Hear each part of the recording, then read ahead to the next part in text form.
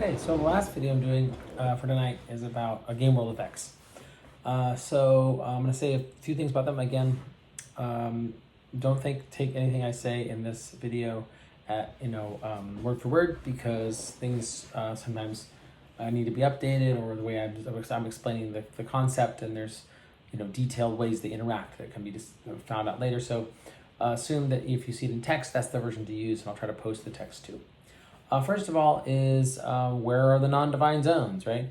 If you look at the map, you won't see any. That's because they're no longer like obvious zones. It's not because they don't exist at all. You will occasionally run into non-divine zones, but the problem is they no longer are places we know. They are places you just run into as you're traveling across the continent. You may encounter a non-divine zone. They seem unmoored from the structures that they were attached to before. So they sort of drift and move, and you could run into them anywhere. And they could be high or low, or in certain places. So they're kind of a menace, really, because if you're playing a divine character, a character with some sort of divine powers, they will be nullified all of a sudden when you run into them, because you can't really see them. They just sort of move along. So that's something you'll run into if you're wondering like how common is that. It's common enough that you can expect to run into it about every day, at least in some form somewhere, but not necessarily like every mission is going to be like that. It's more like there is, pretty commonly people run into these things and they have to deal with them, and they can't really map them because they move. So it's pretty tough to know. And there are some ways that people have tried to learn to kind of figure out when one's coming in the area and those sorts of things. So that's non-divine zones. Forgotten Faith. A lot of work was done to try to clean up the Forgotten Faith and their sort of function. They have sort of become more of a neutral group, at least at this point, that seems to still exist in the world. They do still generate kind of a non-divine space or field around them, but they do seem to sort of be more functional in the sense of that they are they position themselves sort of as an opponent to something in the world that they take issue with on principle, and then they seem to just direct themselves at that thing, and then attempt to unmake it is the term they would use, not necessarily destroy it. And they tend to be more neutral forces. They can be banded with from time to time.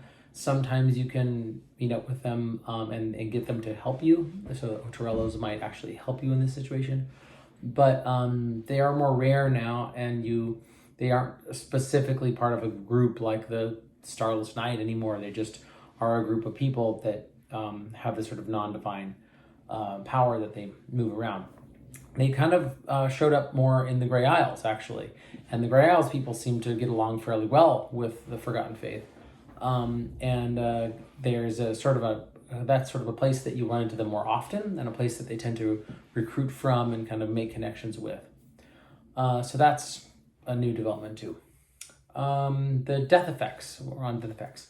So the death effects has changed. I posted something in the Discord, I think, a few days ago, and I said it would be really temporary, and then Wednesday would be a new effect. So I'm telling you what it is now, so that because Wednesday is tomorrow, and you'll know what the new death effect is. So unless something changes, the new death effect should be this. And again, if I get something wrong, just check the text version. But how it should work at this point in the timeline is that players no longer gain Agantine deaths from pulling black stones at all until they PD. So once they do, they begin to track black stone pulls as you did before. With one stone being one Agantine death, two stones being two Agantine deaths, etc.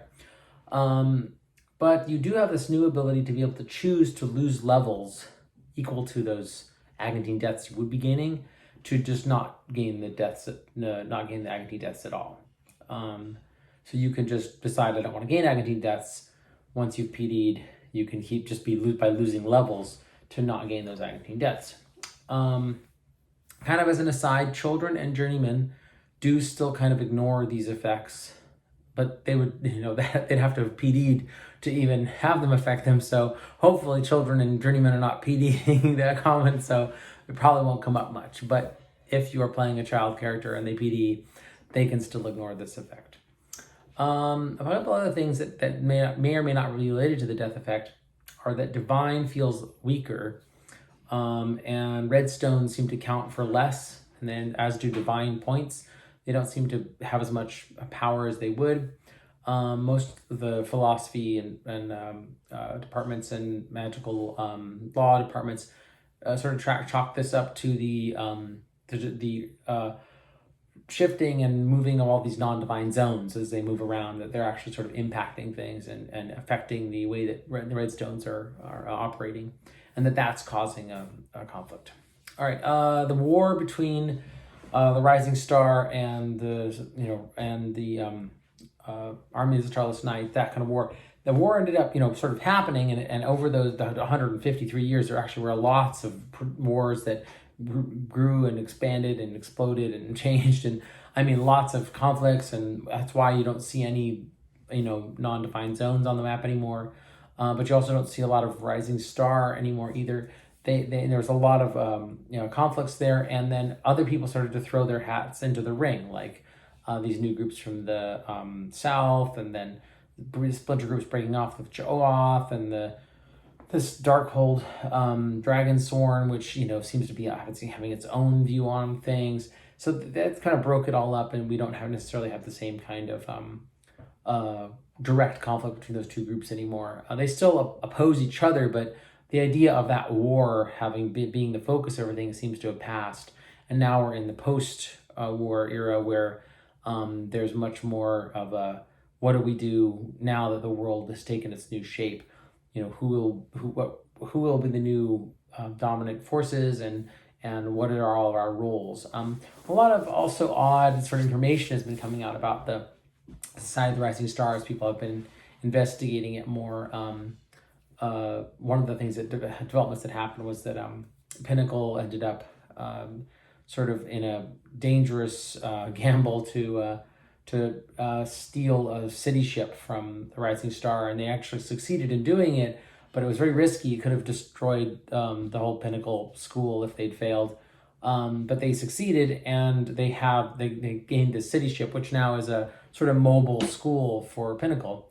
In that process, they discovered a lot of sort of things that were considered secrets about the Rising Stars, and things that sort of propaganda information that the Rising Star had been sort of spreading that suggests things about the Rising Star that are, revealed things that people suspected, but were made a little more plain, that the Rising Star is perhaps not as divinely motivated as they, seem to project themselves, and that their interest in controlling magic isn't about really controlling magic, it's about controlling the world, and that maybe there are links to divine beings and all these other infernal beings are not as strong or real as we suspected. So more of that will be forthcoming, but that's the gist of it. I think in terms of other game world effects, I've got a lot of new developments in terms of way magic items will be working in the new season, but I'm not there yet. That'll take a couple weeks for me to get those pushed out, because I've got hundreds of backstories and things that I've been working on. So instead, that'll come later, but there are some changes to the way you'll see how kind of things work in the new era. All right, that's it.